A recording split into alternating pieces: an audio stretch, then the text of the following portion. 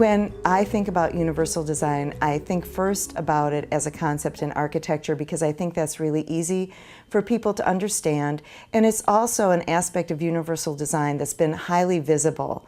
So since the passage of the Americans with Disabilities Act in 1990, most people are aware that they've seen physical changes like ramps being added to buildings so that they're accessible, braille on more signage, curb cuts on the sidewalk, levers for door handles. I think people are aware of that, but they still only think about it in terms of disability, that these are things that were created, that especially on college and university campuses, directly related to the passage of the ADA. They were add-ons, and that those things are there in order to provide enhanced access for people with disabilities.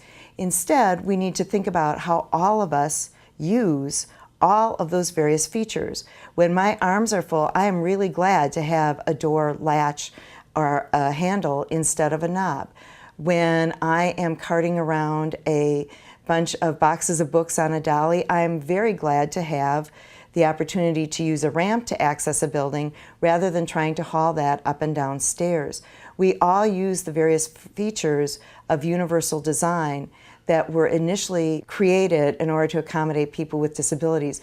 When I think then of universal instructional design, I think of it the same way, that this may be a concept that began coming out of the architectural concept and thinking about education from the standpoint of accessibility for students with disabilities.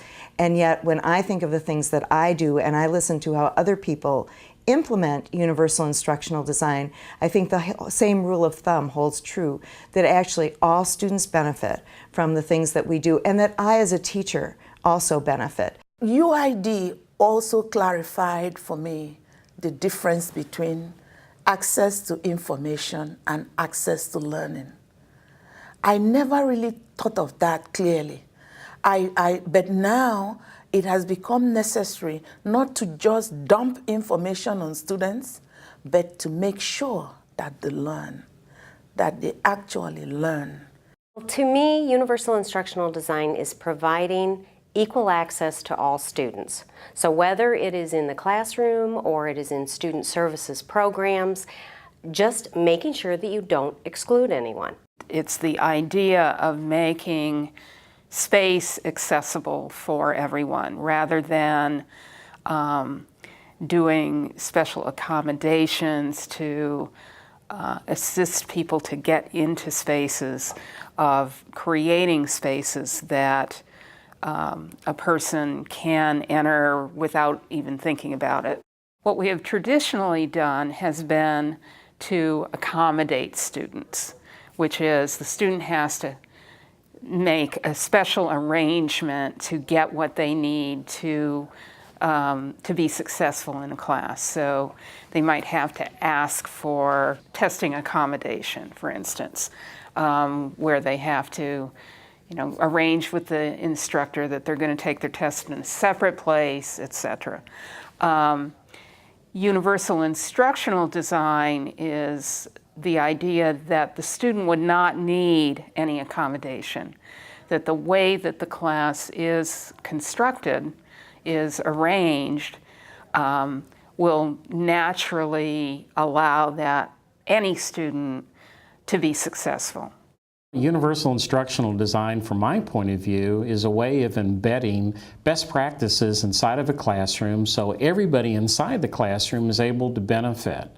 As I understand UID, it was really kind of based off of the idea of what can we do for students that had some sort of disabilities a long time ago, and then someone figured out, well, rather than having separate services outside the classroom just for those students, the idea was, well, maybe those practices would benefit everybody.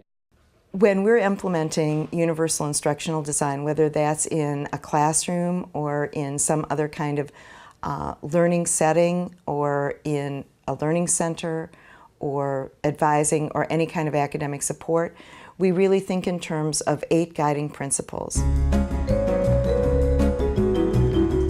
Those 8 guiding principles are creating welcoming classrooms, determining the essential components of a course, communicating clear expectations, providing feedback that is both timely and constructive in nature, exploring natural supports for learning, designing teaching methods that consider a student's diverse learning styles, creating multiple ways for students to demonstrate their knowledge.